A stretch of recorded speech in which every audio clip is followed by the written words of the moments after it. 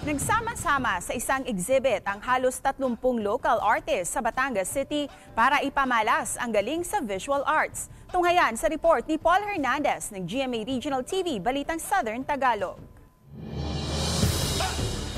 Matapos ang 3 dekada, muling nagbabalik sa naging tahanan nito sa Museo ng Batangas ang Visual Arts Exhibition ng Batanggenyong Grupo sa Sining at Kultura o Bagsik. Tampok ang mga paintings ng 27 local artists na nakabase sa Batangas. Ipinapakita ang yaman ng kultura ng lalawigan mula sa kape, sayaw na subli hanggang sa pananampalataya. Gusto namin talagang ikalat ang kultura ng Batangas para sa ibang lugar. Meron ditong Santo Niño, figura ng Santo Niño, mga krus na makikita na galing mula sa Alitagtag, mga kape, talagang Batanggenyo makikita niyo. Malalim ang konsepto ng wood assemblage painting. Simbolo niya ng watawat ng Pilipinas na sagisag umano ng maalab na pagmamahal sa bayan. May mixed media art din na salamin sa pamumuhay ng mga Pilipino.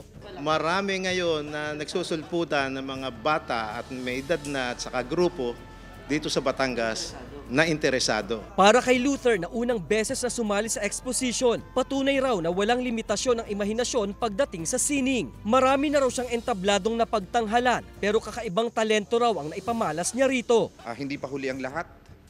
May chance para ma-express mo, ay gawin mo lang para sa sining at kultura. Libreng mabibisita ng publiko ang exhibit. Ang grupo ng Bagsik bukas din sa pagbibigay ng libreng workshop sa mga nais pang mahasa ang kanilang talento sa pagpipinta. Plano pa ng grupo na mag-exhibit sa iba pang panig ng bansa.